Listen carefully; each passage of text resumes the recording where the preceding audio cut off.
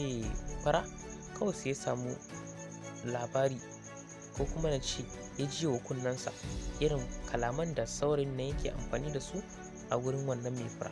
Kana ji ka san magana ce ta su. Abin ya matuƙar rike da Ali, inda abin ya tayar mai da hankali sosai, ko tsayawa bai biya ya sha furan ya hau motar shi ya juya gida. Washe gari Ali ya ƙoƙari ya dawo, kasancewa shi bai taɓa furtawa wata kalmar so ba.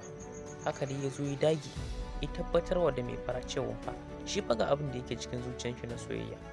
Ta yi mamaki sosai, amma sai tabbatar mashi da cewa ita fa gaskiya ba ta iya auren shi ba, kasancewar su ahalinsu ba sa da kuɗi, shi kuma ya fito daga cikin ahali ne na masu kuɗi, ita kuma tana gudun tozarci na masu kuɗi.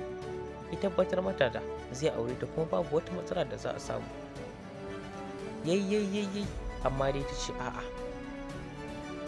Kwana kaɗan bayan faruwar wannan al'amari sai Ali kuma dawowa, amma sai ta fito ga kayanta amma ba ta na sai wani.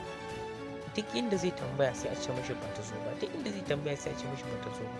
Sai ya bada sabon fulawa a ajiye mata.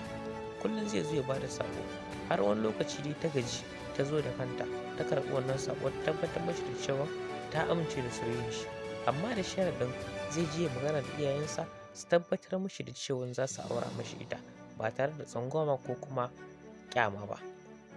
Ali ya je ya yi ƙoƙari ya tabbatar wa da iyayensa ga yarinyar da suke so, amma su iyayensa suka nuna ina ba su amince ba. Yayi Ali ya shiga cikin damuwa sosai, inda ya koma rayuwar ɗaki, ya shiga kunci, idan ka ganshi sai ka tausaya. Yana kasancewa a cikin ɗakinsa wuni guda ba tare da ya fito, wani lokacin ba cin abinci ma gagaran shi yake yi. Abin ya dame shi sosai, sai kwatsam yana cikin wannan hali sai wata dama ko kuma na ce sai wata shawara ta zo mishi akan ya tuntuɓi iyayen shi mata da kakar shi su fahimtar sa fiye da mahaifin shi.